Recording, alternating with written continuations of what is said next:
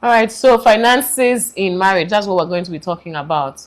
And we will go through, there are some parts that we may not dwell so much on because you will have the slides, and then there's some other parts that we will delve into with deeper detail. So caveat please to all the couples, she's the nice one, right? She follows things, orderly.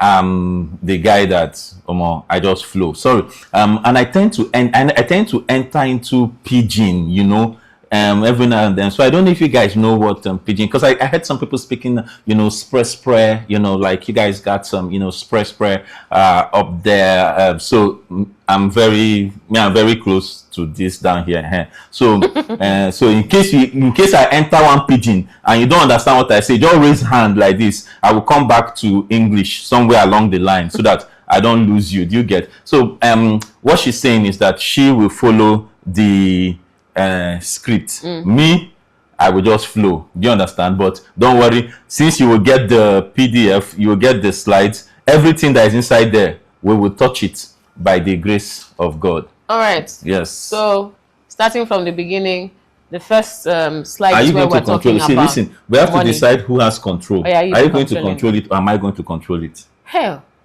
slide 1, please. Okay, slide 1. Let's All right, so slide 1, this is just glossing over because I'm sure everybody here knows what money is, right? But a lot of times when they say what's money, people just talk about the fact that it's a medium of exchange, it's the currency, some people say it's the paper, whatever, however you choose to describe it. Let's find out. What is money? Type it in the chat, your own definition. Abi? And because it's possible that they can be here and it's AI that is looking at us. I want to know that there's human being in the chat. Yes. And so what is money? Your own. What is money? Is it for business? Is it for? Type it in the chat box. I'm reading. Over to you. You can continue. Okay. So while you're typing, what we have here is that it's the commodity exchange for delivery of goods and services, right? The means to an end. It's what will determine how much of it you have to a great extent. Determines the kind of life, the quality of life that you have, and so on, right? And it's an indication of how much value you are creating and so on. Why is it an indication of how much value you are creating? Because a lot of times, especially if you know how to put systems in place to exchange the value that you have to provide for value back, in this case, most of the time that value comes back in the form of money, right? Then you do well. But if you don't know how to put those systems in place, then this definition may not really apply for you. But really, if you have value, you give value, you get value back. And a lot of times when you give value, what you get in return is money. Okay, so you get paid in one way or the other. And of course, money is a tool because you can use it to advance your own purposes, your own agenda. You can use it to accomplish a lot of things. And the last thing there is that money has been known to, this screen is blocked, it's known to be like a determinant or an influence, a trigger for you to see the best and the worst of people's character. So it says here, it shows the strength or weakness of a person's character. You'll notice that whatever you are, money amplifies it, right? So if you are a giver, you have more money, you give more. If you are a spendthrift, you have more money, we see it more. If you are a womanizer, when you have little money, maybe all you can do is a little getaway here, a little getaway there. When you have more money, then rent a yacht, off the radar, and as in money just amplifies whatever it is that you are. If you are rude to people, you treat people like trash when you're broke. By the time you have more money, if it's possible, you arrange them on the ground and use them as carpet. So yeah, so that's that about money. We'll go to the next slide. And on the next slide, we're talking about the purpose of money. And this starts from survival, comfort, luxury, and then extravagance. My husband said, we should, there's one there, and one is called poverty. That's ground zero. That's zero. Like, we got nothing, and sometimes you find that you fluctuate between these different levels, especially when you have not yet mastered the whole process of how money comes into your lives and how money goes out and stuff. If you have not mastered that, then you may find yourself struggling. Someone says money is an economic tool used for exchange. Yes. Another person says it's a legal tender for getting goods and services based on implied value. Yes. So as a couple, it's important for you to know how to abase and to abound, just like Paul said, right? So the times when you have a lot, you should be able to survive. The times when you don't have so much, you should be able to survive. And if for any reason you go broke, you should still be able to survive. Your marriage should still be able to thrive in spite of the conditions. And I like Agoye's zone. You say money is an indicator of status. I like that one. How much is money? Yes, it's very important. Yeah, that's a good one. Yeah. So realize that sometimes you may find yourself moving from one part to the other. Now, a number of people get married on the basis of, I want someone who is already in, call it luxury. A lot of people are looking for luxury, right?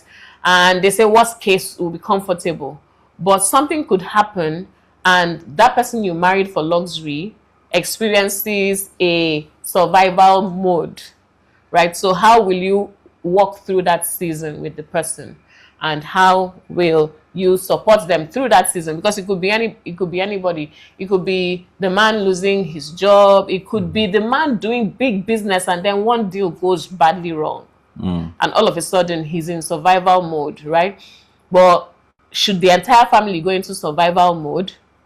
So these are some of the questions you need to ask yourselves. And this is where I always tell women, you need to be ready to support your husband in the case of any eventuality. So if that deal goes bad and all of a sudden your husband is in survival mode, should the whole family go into survival mode? No.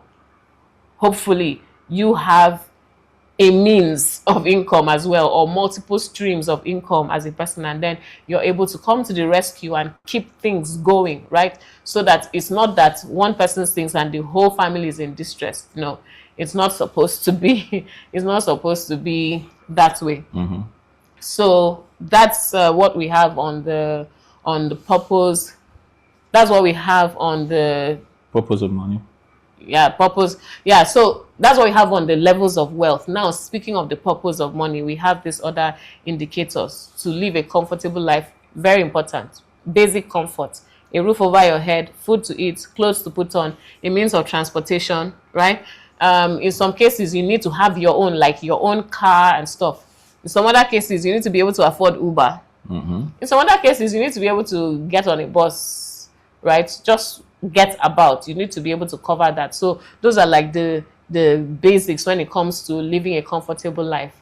And then, of course, as Christians, to finance kingdom agenda, which is very important. So you'll find that, in fact, by the time you get married, it's almost like there's that additional, okay, these people have come into another level of responsibility. Mr. and Mrs. You know, it's very easy to just address that card to Mr. and Mrs. somebody for you guys to contribute to what's happening in the church and so on. So it's important, not just church specific. It could be ministry efforts outside the church that you are aware of, that you are a part of, and you use your money to that purpose. Money, remember we said money is a tool. So it's a tool for what?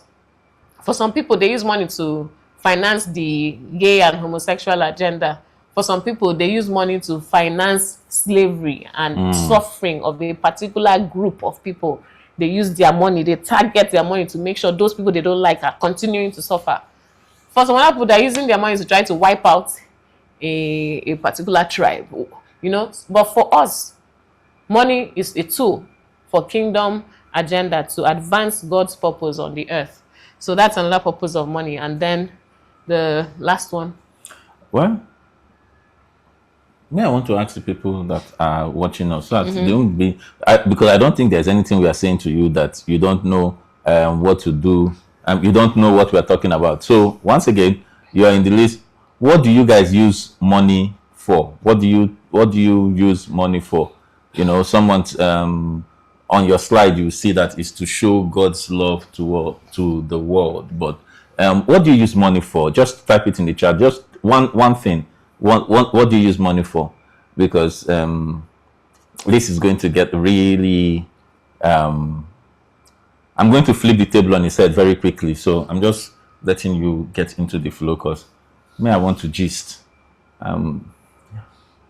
What to me? I want to gist. That's all I want to do. So, Okay. All right. So for investments of different kinds, that's Uzezi and Foluke. Investments of different kinds. So, yeah. Okay. So we've talked about the purpose of money. We've talked about the levels of wealth. And now we're talking about how money should be spent. I think everybody can answer this question, right? So from giving to God, to helping other people, to meeting your own personal needs, to preparing for your future, all of those are some of the things that you can use money for. So money is for you, money is for others, money is for God. If you are thinking like someone who is not kingdom focused, and if you're thinking as someone who has not, in quotes, given your life to Christ, then you could actually be very self-centered when it comes to finance, in which case it's me, my money, for me and my family and my future and my desires and my needs and my investments and but really God speaks of givers and being a cheerful giver and stuff like that. And part of the expectation is that you should use the funds that come to you for not just yourself, but for others as well. So you think of a simple example is Abraham and his household, how we had 300 people, 300 men with their families that were part of Abraham's crew, and he was taking care of all of those people. So that's an example of where you use your money to make sure all your guys are sorted. It's hard to see that in a number of places, right? Because most people just be like, I rose, they should find their way. I found my way to be established, they should also find their way to be established. But part of what your money is for is to help to raise other people, right? When you have risen. So I'll let you go over to the gist, because I can see you don't want to use the slides anymore. All right. Where's my people? Let's gist.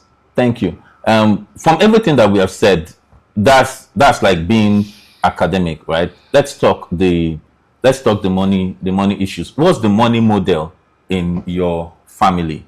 Every family has patterns. Whether you acknowledge it, whether you realize it or not, there are patterns. And it takes it takes intentionality to begin to say, oh, this is how we do here. So number one step is, what are the patterns of money? What's the patterns of money that comes into your family? How does money come into your family? Because I'm trying to bring it down now to the family unit. How does money come into your family? So I want to look at three things. Number one, the money model. How money comes into your family. Number two, the spending patterns. How money leaves your family. And then number three, the issues or the conflicts that arise around money. So number one, how does money come into your family? And this is where I think we need to touch on the issues. I know it's couples but really, if we're going to make any impact, or if we're going to draw on any of the experience that we have been through, because like my wife said, we have been through you know how when you are doing your marriage vows, I don't know how many of you actually listen to some of those things, when you are doing the vows and they tell you through all the seasons of life, and and they said, I will nurse you and all of that. Yeah, those seasons of life means different phases. So there are some of those phases, like she said, those phases are good, those phases they are the highs, they are the lows. And by the grace of God, we've been through some, we've come out through some. So the question is, number one, how does money come into your family? So let's check. Is it possible for us to be real here? So if you feel like you want us to be real, type 111 in the chat box. If you are you're not too sure, we should just still keep it, let's form a little bit, type 000. So let me see the responses. You want us to be real? Type 1. We want us to form, let's do type 000. So who is typing? If I says 222, please, which one is 222? Because I'm the one giving the key. I don't even know what that one means. If help, please. Which one is 222? So you want us to be realer? Is that what it means? No, if I please, you can unmute and tell me. I don't know what PTC, please. Explain those. So if I know, let me hear. It's 111 and 333. Please explain. What do you want? Yeah, what does it mean? Does it mean we should be real Pro Max or we should just be real standard? Once upon a time, when we started, we were promising young man and young woman, promising. So all of us just entered the career ladder. We entered from the down of the different career ladder. I was in finance, she was in oil and gas, right? And then we started climbing.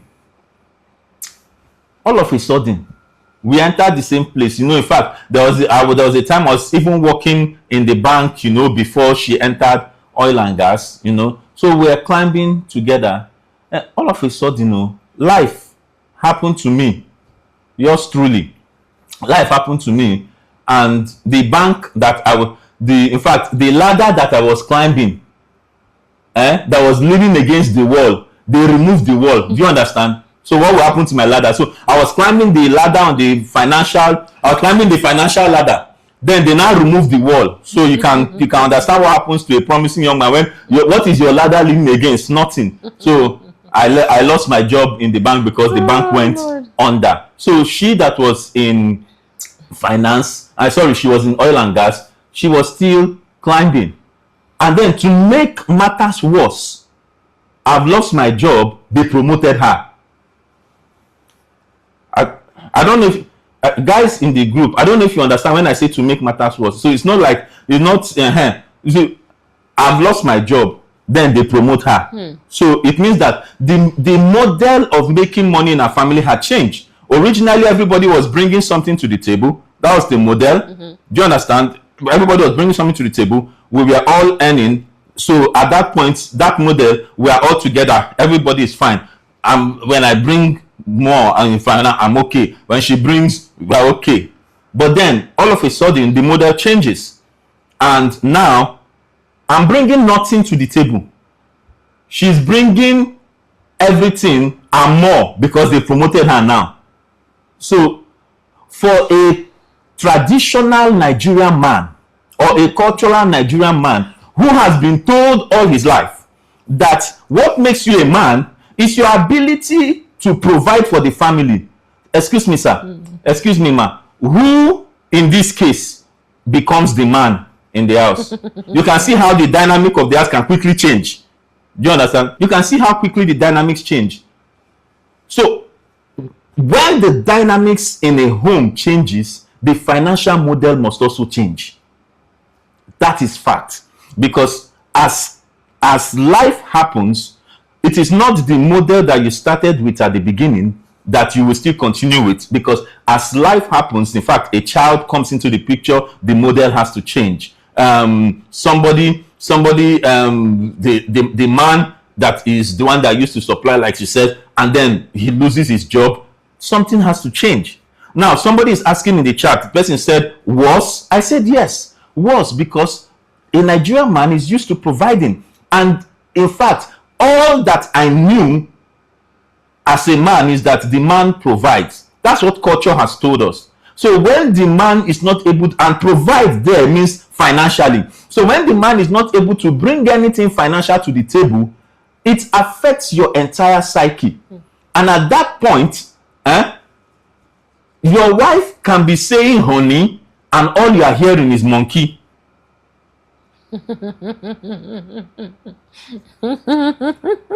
I'm being serious. Don't cry. No, because that's the reality. So this is where we are looking at the financial model. So in your own family, what is the model? Who earns higher? I know maybe people don't ask that question, but in your family, two of you know who earns higher. It's not always the case that because it's not always the case that the man earns higher in the home. So sometimes the woman earns higher. The model has to change. The model has to adapt to the earning potential of the people in the marriage. So how did your model adapt? How did our model adapt? Yes. The model now had to adapt in a way, in the way that she was the one bringing, she became because she was the only one that was baking bread, she became the breadwinner of the family. You know when they say breadwinner? Because she's the only one bringing bread. I wasn't bringing Jack. But at the Waka road, at the Waka Lagos, at the Waka up and down. I had one shoe then, you know, that shoe, the way that shoe, the sole of that shoe chopped, because I was walking up a very sharp guy, intelligent guy, but I don't get work. Do you understand? I was looking for but anyway, let's leave that story. Let me come back to the model so that I will not let's come back to. But at that time, she was the one bringing the bread. Somebody said she has the bakery. Said yes, she has the bakery. So at that time, the model had to change. She was bringing the bread. Yours truly had to look for something to also put on the table. Do you understand? I had to look for something to put on the table, and in the midst of my research, because I'm a sharp guy, I realized that my wife cannot price to save her life. You know, she doesn't know how to price things. So if she goes to buy tomatoes, they tell her, this tomato is 3,000 naira for a basket. She'll be like, 3K. Are you sure it's not 5K? Will 3K be enough? And then no. I tell her, stop. Go and wait in the car. Then I will sit down with the women buying tomatoes. From 3K, I will start from like 500. Do you understand? Start from like 500, and we price the tomato until we will eventually end around 1.5. So now what happens is that I began to market my skill in the house. You know, I began to trade my. So when she brings the budget for the month, she provides it.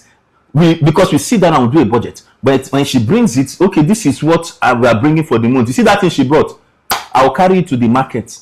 I will go and use all my skills, such that at that time, I remember we used to have a budget of 30K at that time. By the time I take the 30K, I will come back home with like 20 something K, including transport, you know, come back, and the 10K will be my own contribution to the table. Do you understand?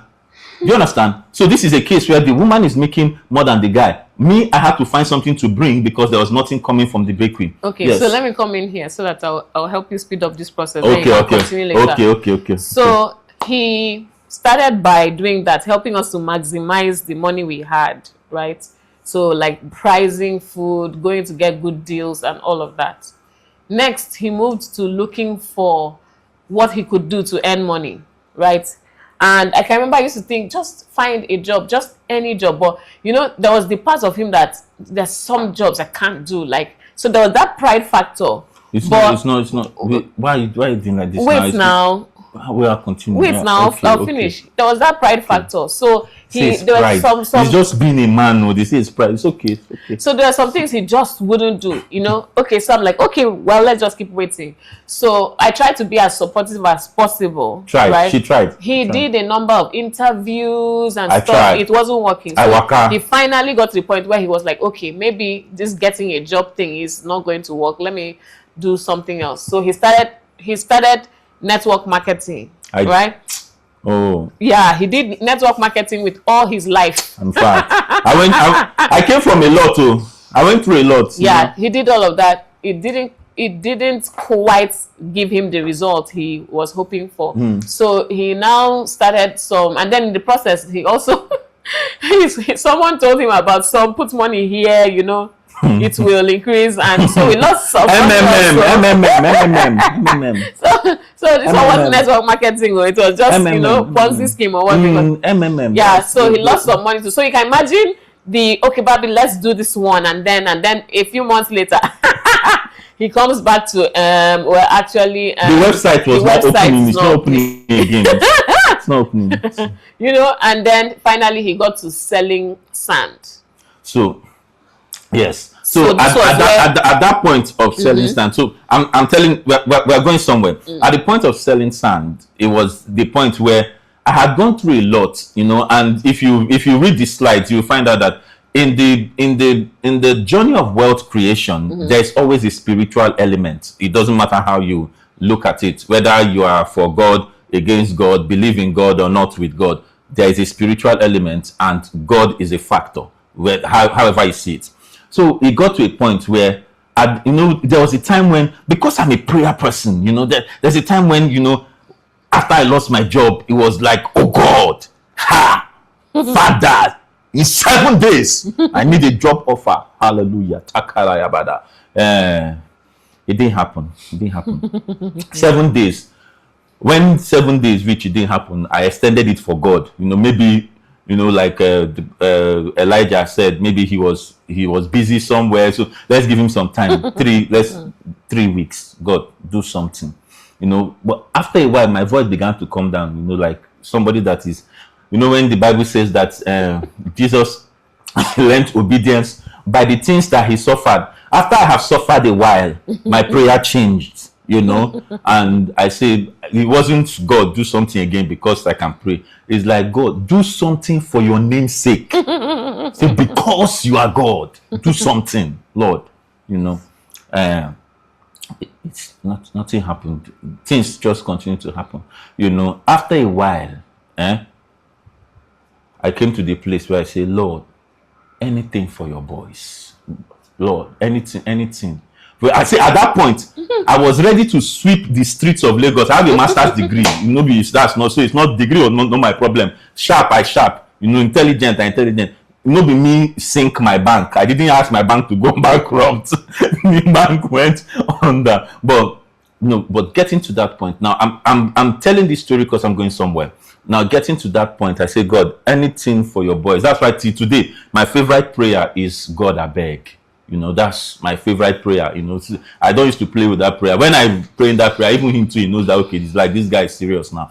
So at that point, I say, God, anything for your boys. At that point, I was ready to sweep. In fact, in my prayer point, I say, Lord, even if it is to get the offer to go and be sweeping the street of Lagos, so that I can bring something to the table, Lord, I will sweep.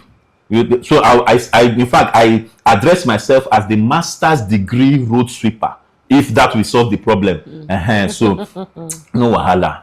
Long story short, I got into the sand business.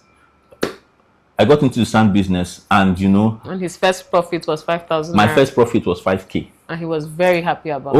Oh man, it was. You don't know how it is when you feel like, I made this money and I did not steal. I brought something to the table. Oh yes. Now, why am I telling this story? Because life happens to us all, and in the journey of wealth creation, we must acknowledge that seasons will happen. And when seasons happen, that's when you begin to test the tensile strength of your marital union. The tensile strength of your marital union will be tested in the seasons, because money is a tool. It's not just a tool for exchange, it's a tool for examination. Let me say that again. It's not just a tool for exchange, it's a tool for examination. It's a tool that weighs the content of the people in the marriage to know, hey, what manner of man or woman are you? Do you understand me? That's what money does. So when the man has more of it, how is he? When the dynamics changes and the woman has more of it than the man, how is she? Some women, the reason they respect you as the husband is because you have money. When they have money than you become the wife. Not. I know those women are not here. Those women are not here. But that's the truth. That's the truth. So we look at it. We went through those seasons, and it was a season of high. It was a season of low. It was a season where she was elevated, and the money model we chose through the seasons, we just adapted them as the season changed. So model one was where we have a budget. We have a budget, and we budget together. We don't have the same account. We budget together. And in that budget, we take care of our needs. And our needs fall into, they are the non-negotiables, right? Non-negotiables. Then there are the nice to have. The non-negotiables are the need to have. Example, rent is a non-negotiable. School fees is a non-negotiable. Food is a non-negotiable. It must make part of your. So those are in the budget. Then there are nice to haves. Nice to have. Those things that you feel like you because of the level of life we are in, or because of the proclivities of each of us, there are certain things we must have. So those things make part of the budget. But we did not operate the same account, but we operated the single budget. And at the end of the budget, we say, this is the amount that is there. How is this amount coming? At the time when she was doing it, I used to bring it, she would bring the amount. When, no matter what my nice to have was, at the time when she was doing one bringing the money, as a sharp guy, I'll have to keep my nice to have to myself, because there's you can't make noise. Say, I would like to go out for an evening with the guys, which money? Is a nice to have. Is a nice to have. But those are things that you make the budget. But the important thing is that in the process of making that budget, everybody's position is represented. Everybody's position is represented. Everybody can feel what they want to feel. Everybody have a right, to feel what they want to feel. For example, I like vacation. She doesn't like vacation. She likes work.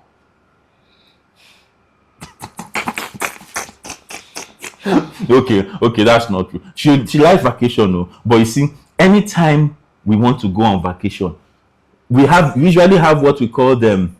We have what we call the economic summit meeting. It's like economic. So when we are doing that budget, if you put something, everybody have their own position. If you put something in that budget, when they reach that line item, you have to come and defend what is there. So if vacation is for all of us, but because I'm the one that put it on the line item, I have to come and defend why we have to go on vacation.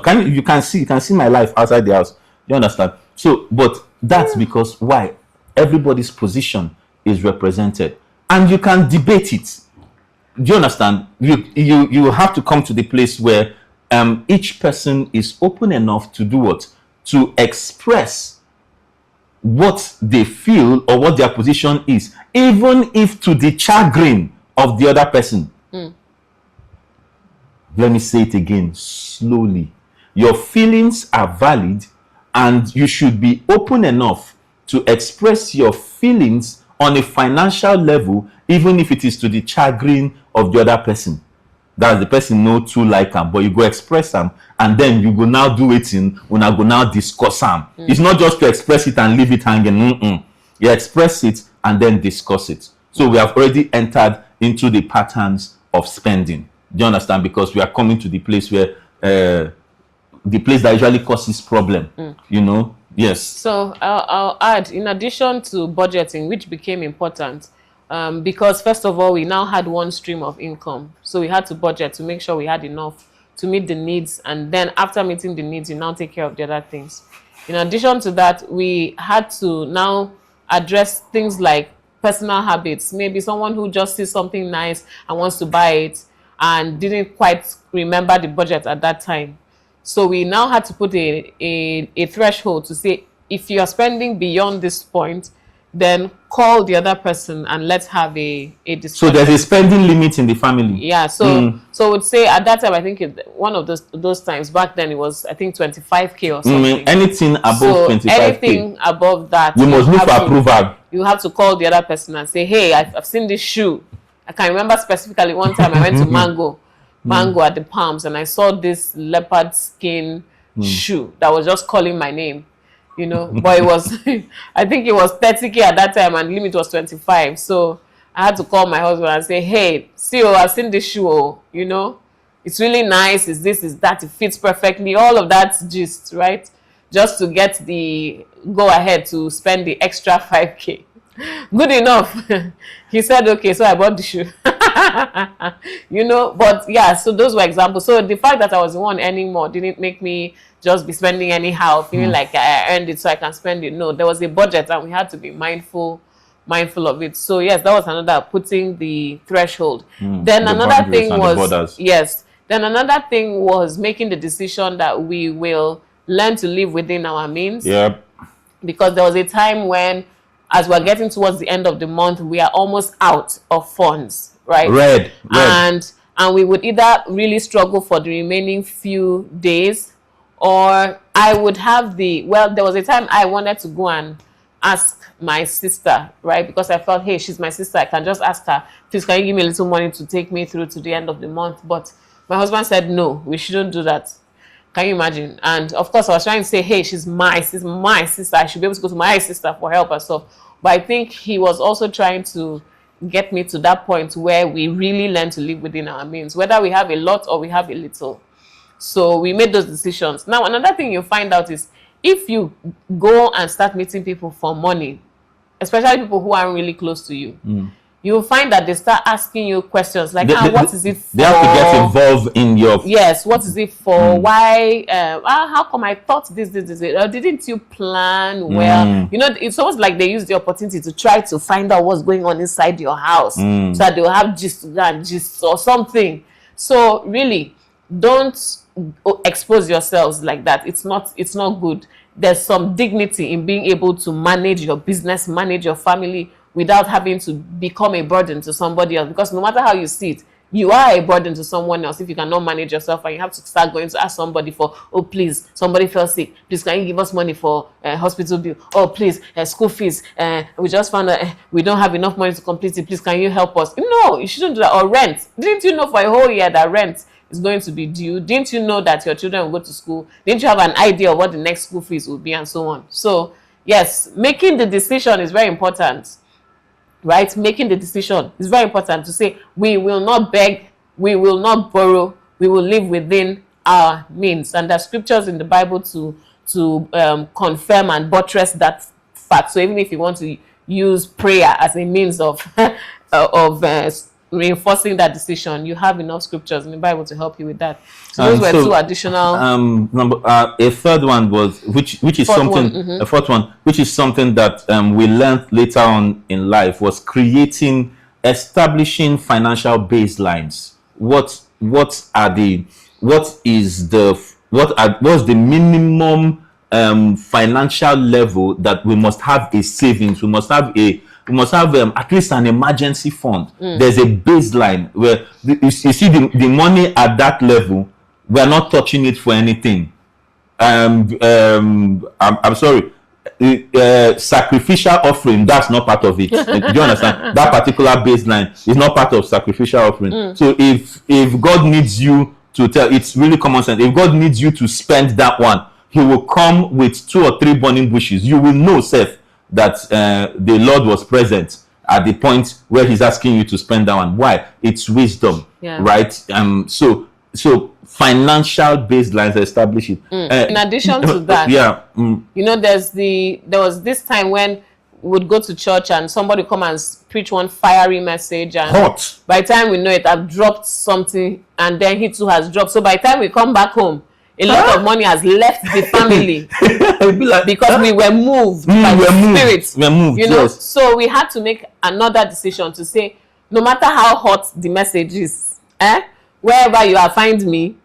Then we will discuss, and we will hear what the Lord is saying to both of us. Yes, then we will give as a family. And then another thing we did was, we're not even going to give inside church. We will take the details, go back home with level heads, right? With our budget to reference, and then decide what to give. Because sometimes you make those donations and then you come back and you're struggling, right? And you can't go back to church and say, I'm sorry, I think I was too hasty. Can you give me back a portion of the money I gave? You can't do that. So yes. So what we're trying to say is, yes, there is the giving.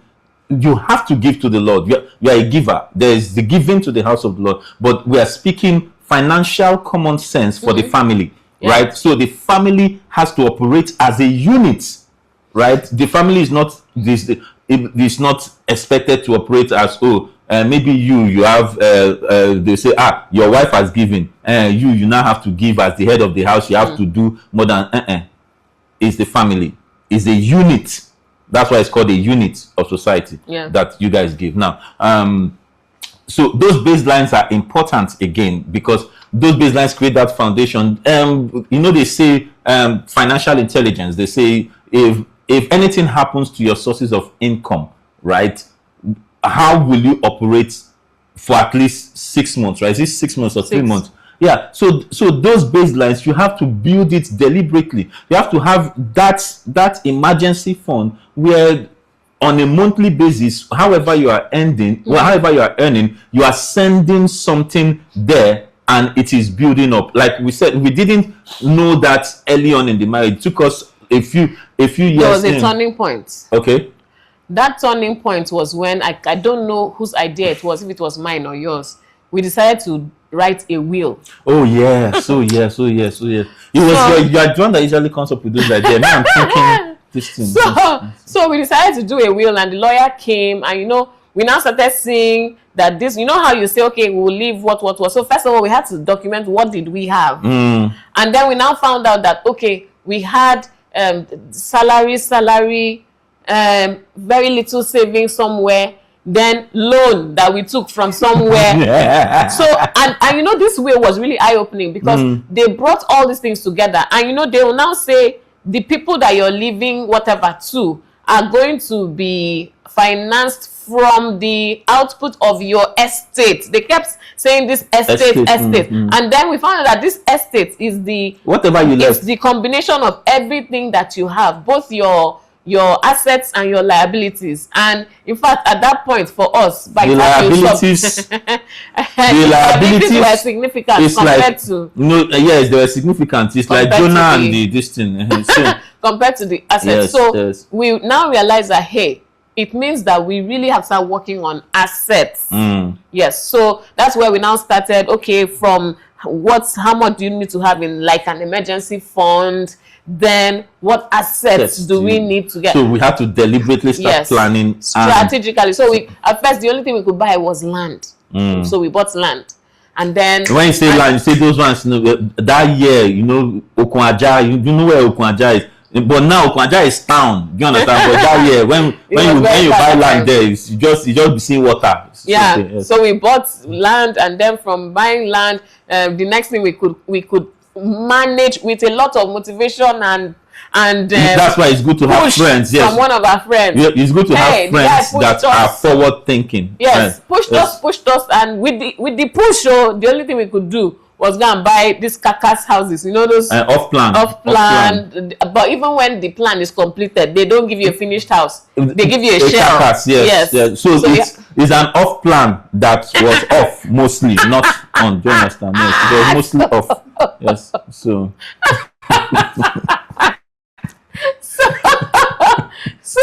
and even to get that one, we now had to sell the small land which had appreciated.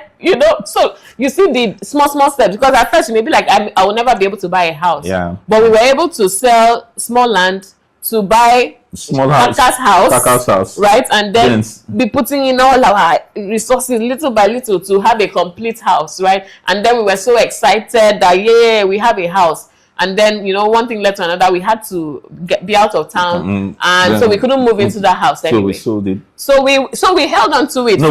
For a bit. And then this same friend came back to tell us, we need to buy a house that is closer. And we were thinking like, by the time they told us the price, was like, how? But once again, sell the house that you struggled with all your might to buy or to complete. We could sell that, then add a little to get this other one that was closer. So this is the precept upon precept, little by little. Yeah. But the fact is, if you don't make the decision to start, then you won't even take the baby steps that can now become enough for you to take the giant steps, right? So yes, do make that decision. If you haven't gotten that trigger yet, maybe part of your assignment will be to do an analysis of your assets and liabilities. What do you have? What's their value? Yeah. What are you owing from the different places? You know, sometimes people take loans in the office and feel, oh, it's just a small loan, the interest is just small. So, but what is the amount that you took plus the interest? What are you really owing? Office loan no pay me, like all this loan where then they do by phone now. It's very easy to take. You don't do like this. You have taken the loan. If you see how that loan is chasing people's destiny now. Yes. As in, you just be surprised that the interest is not plenty. Next thing, 8 million don't do your this thing, because it just adds over time because they are flat rate. So please, as much as possible, I know there are issues that may drive people to take this loan. If you can avoid it, it will be good for the family. The final thought I was going to add on that part is the fact that like I said, the family is a unit. The vision of the family must outweigh the individual preferences of the partners. Let me say it again. The vision for the family must outweigh the individual preferences of the partners. In other words, what I want, what she wants, the vision of what we want must outweigh that every time. So in other words, every time the best interest of the family must be prioritized over and above personal interest. Now, what that does is that it strengthens the resolve to drive towards a goal. It strengthens the resolve of the two of you to strive towards a goal. So it means that if we are going to do anything, whether it is my idea or it is her idea, when it is coming to the table, it needs to become our idea or we are not moving with it. So it's a position that we are taking. If it's not our idea, if both of us have not bought into it, we are not moving with it.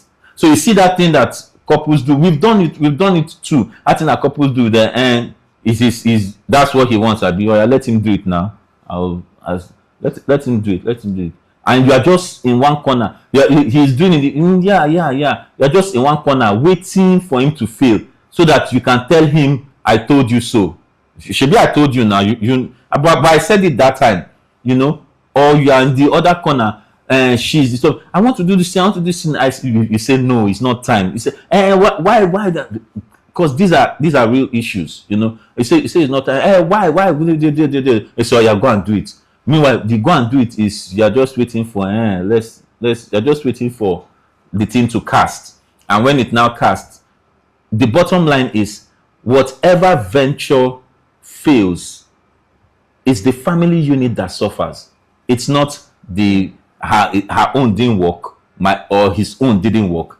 It's our own suffer the hit. So when we could have been together heading towards a kingdom agenda, we are stopping because one of the tire is not doing well, and we have to stay and repair, because if it didn't go well, it will affect you whether you like it or not. That's the power of unity. Yeah. And something else you need to note is that communication is very important. Sometimes people say, oh, infidelity is one of the major things that brings about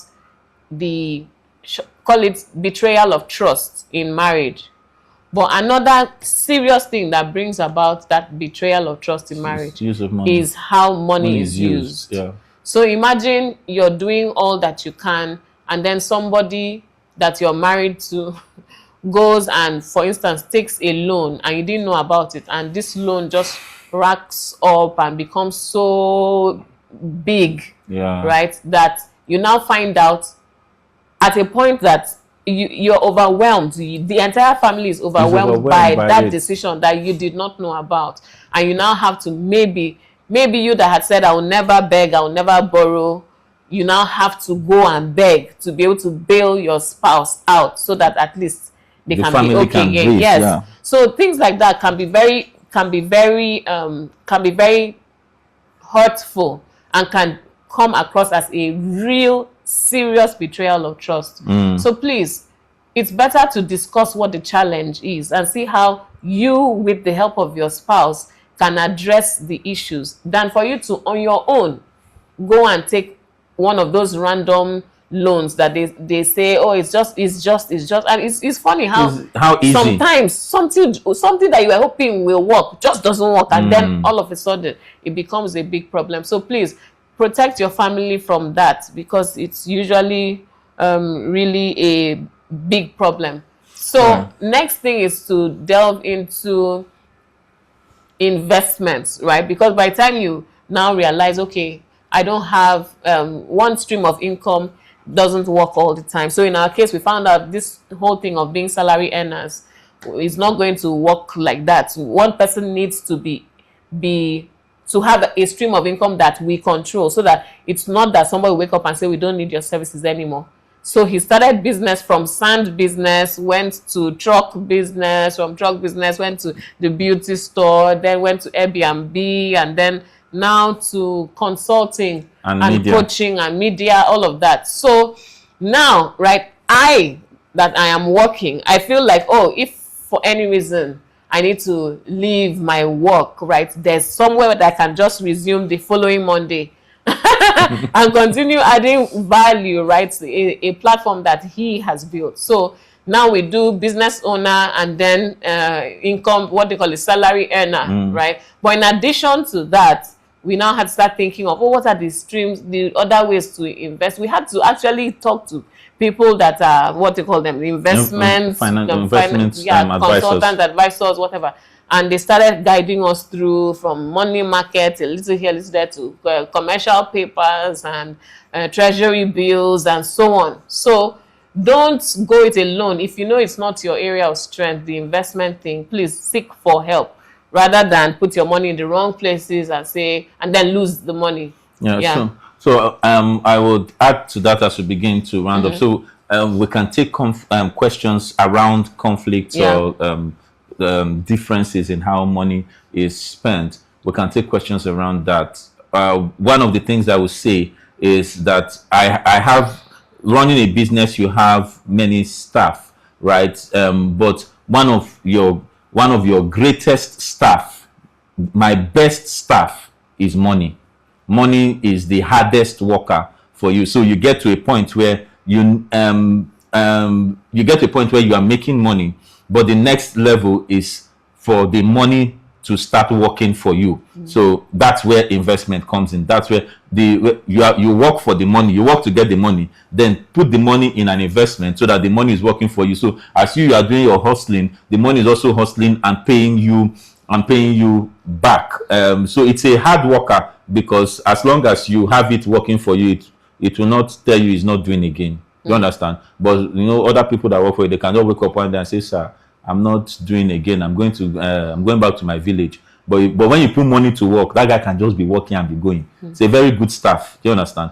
So learn how to maximize him. So put investments, long-term, short-term, and one of the greatest ways to use money is understanding the power of compounding, right? Building on a consistent basis. It will shock you that after a while, as long as you've been consistent, even if it is however small, as long as you've been consistent, you can build. The power of compounding takes place in the long term, and then you see, oh, it's just this small thing I was building, I was putting away every month, $100, 100K, and before you know it, over 12, 18, 24 months, you come back and are like, oh wow, this is, so it just keeps working for you. They say I'm talking too much, so I think we can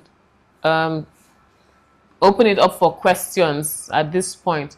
So if you have any question or any comment or something, we can. Yes, you can also talk about the problems that money has caused to have. The problems plenty. We can talk about it. It's not a no-go area. If they don't have questions, then you can talk about. She talk about the problems that money has. I think No, you they can should talk have about they should ask they should have questions. Now see them there. They have questions. Tell No, me. you can talk about the problems that money has caused, and then that gives them time to now ask questions. So everybody will Okay. put questions. You know how I Okay. am. You know I'll go from one person to another. So I'm very ready. It's good. I have school principal Okay. traits. So talk about the problem. Then at 9:30 we start asking questions. Yeah. Okay. So fine. Maybe we can take an issue. Which one can we take? An issue that has a reason. So I'll take one. Okay. So one of those was in this period where his business was picking up, right? And when I say his business, he gets really upset because he Yes. always wants me to say our business. But when we started out, I wanted it to be his thing, my thing, because for me, I wanted him to have that sense of ownership, like it's something I am building. So like to not be like, okay, you have your career, you're coming to put yourself inside this one again, right? But anyway, he says he prefers me saying our business. So anyway, at that time, the business was picking up, but was not bringing in so much. And then my husband woke up one day and felt led to travel to Israel. You won't let me forget. You won't let me forget. So, I told you about the fact that we used to have needs, the needs would be met and then the other stuff, right? So as far as I was concerned, that was not even, it did not even fall into wants. Do you understand? It should have been somewhere further down. But he was really convinced. It was a conviction. See, it's like burning bush conviction that this. But yeah, I say I've been through a lot. Yeah, Continue. So he actually really made the case, and these were difficult conversations, right? He really made the case, and he was really expressing this conviction and stuff. And honestly, with my whole church mind and all the love and friendship, everything put together, I still couldn't bring myself to say, okay, I will, because at that point where he was asking for something unreasonable in my mind, it now felt like, okay, so I couldn't bring myself to say I will allow us to apportion some of the resources that we're supposed to use for the whole family for you to go to Israel. Do you understand? That's how it felt. So I now said, I said, if the Lord really said that you should go to Israel, the Lord will provide for you. So after some weeks, he now came with like half of the money. Somehow the Lord had provided half. So I felt, maybe it's really the Lord. Maybe it's really the Lord. So I decided to support him with the remaining half, right? But imagine what he was going through at that point. Imagine you can only that song. I can only imagine. Imagine what he was going through at that point, right? Feeling like, hey, if I was earning my money, I wouldn't even have to discuss this with her, and stuff like that. And then imagine me on my side thinking, can you imagine? Not even my own money. I'm the only one bringing money for the family, and you want to carry some of it and go on vacation. As far as I was concerned, it was vacation. You say it was missionaries. It was missions. Something strict, something righteous and holy. Yes, it was kingdom. You see? So those are some of the challenges, because now you see the somebody has a conviction about something, or maybe just someone's perspective or someone's outlook. I believe maybe you should work 12 months before you earn 1 month of rest, or earn 12 million before you can spend 1 million on vacation. Imagine something like that. But my husband believes, hey, you need to rest so that you can be productive. And he tells me about how CEOs and all these other people go on retreats so that they can, they can rest and they can be productive, they can be creative. So these are some of the challenges that you can experience, the diversity of opinions when it comes to issues that have to do with money. And then you have to communicate through it. And where you can't find, sometimes you'll be able to align, those times are good.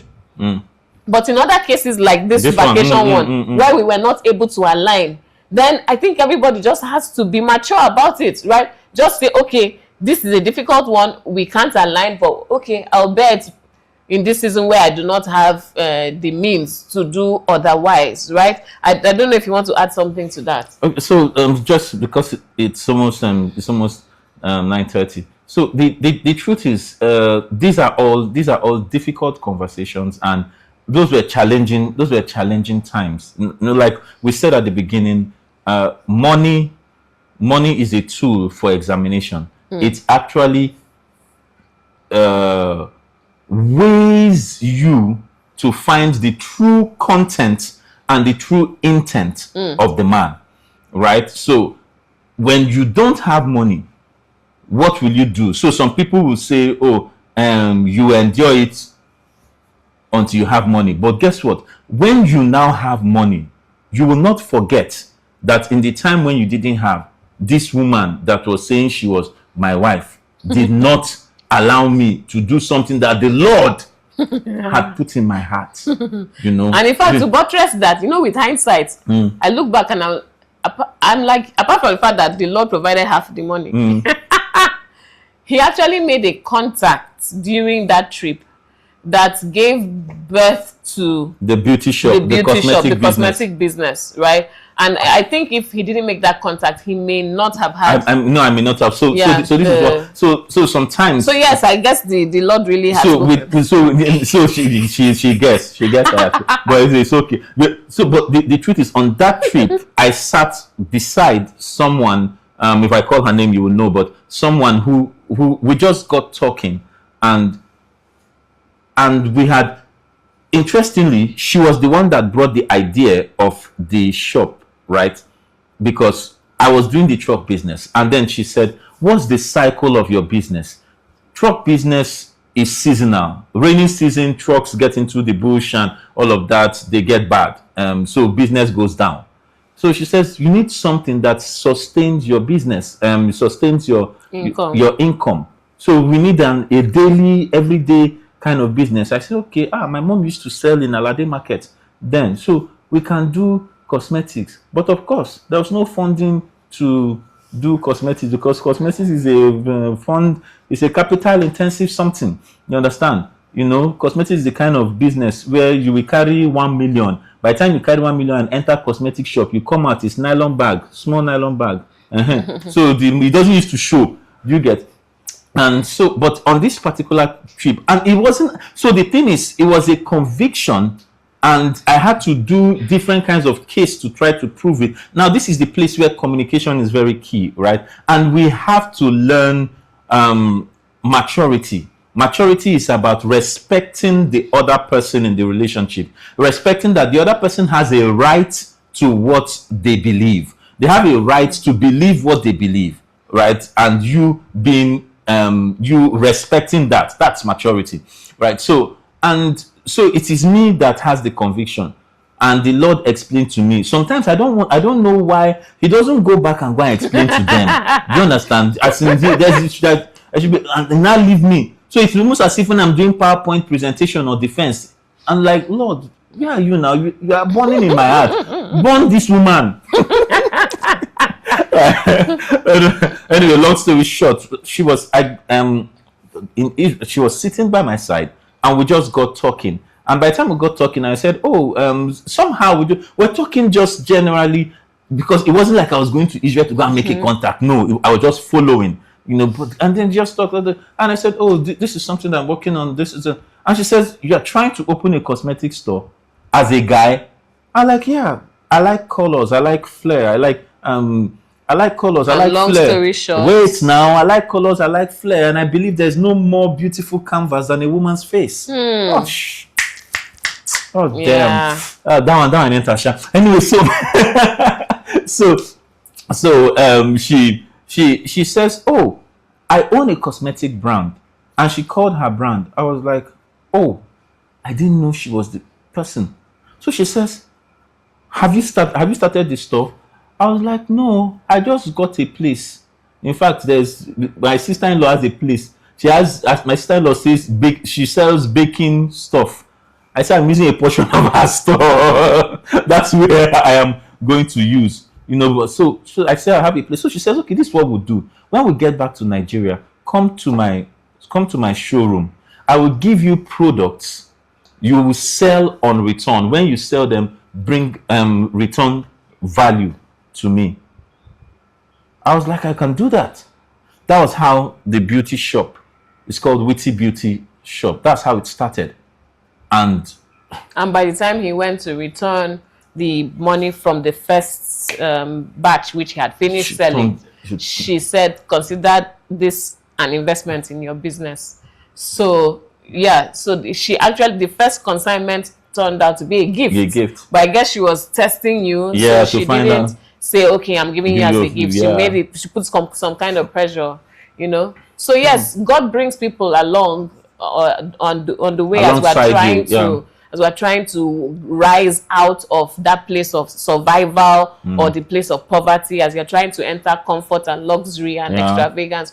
God brings people along to help you, but you be ready, right? You be prepared, and you don't sit down and just be waiting. Do all you can. So he started with the sand, and the truck. Yeah, it was dirty. It was really low. It was And someone will say, you, a graduate, master's, what are you doing with this? Yeah. But, well, he did it at that time. And he added flair to it. Yeah. And he added class and professionalism to it. And God gave him favor even in the sand business. So you just decide, I am not going to be broke. I'm not going to be poor. I'm not going to be dependent.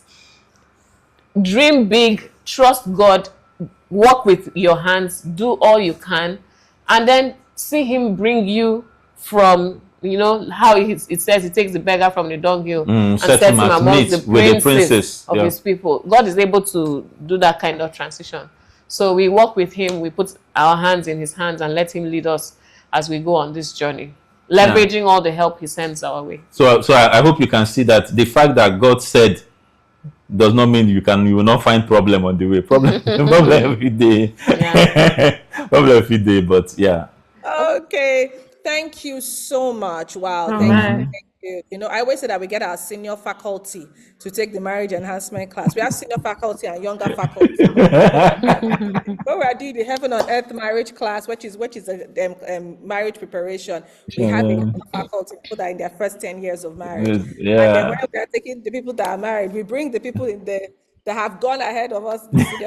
So thank you so much for taking our time to be here today. Thank you for being such a blessing. This has been really enriching. Thank you for being vulnerable, teaching us life lessons. That's what the Bible commands us, that those that have gone ahead of us, should teach those that are coming. And because we have learned from you, there are so many things that we will do better. And you will start doing things earlier. Because you have learned from the mistakes of those and even the strengths of those that have gone ahead of you. And remember that the whole idea of this is to learn. So I always say, what everybody knows, when you wake up is your morning. So good morning. It's never too late to create wealth. It's never too late to even work on the communication. I think where a lot of people struggle is the communication around finances. It takes a lot of maturity to be married.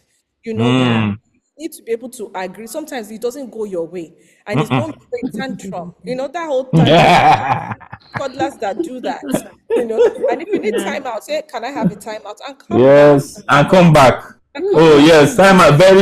You see that timeout. Very key. As in, there was an issue that we had a conflict that we had the differences of opinion. We took a timeout for 2 weeks. Nobody was allowed to raise that conversation in the family. If anybody raises it anywhere, it's in the cooler. It took 2 weeks. Exactly. Thank you so much, for being a blessing, Kingsley and Anietie. We look forward to having you back as usual. And to you guys for keeping, staying till now. Really proud of you guys. Well done for the investment you made in your marriage. And we'll see you next week, Monday. God bless you guys. And Kingsley and Anietie, God bless you guys. Thank you. God bless you. Very much. Bye. Bye. Thank you. Bye. Thank you. Thank you, guys. Bye. Bye.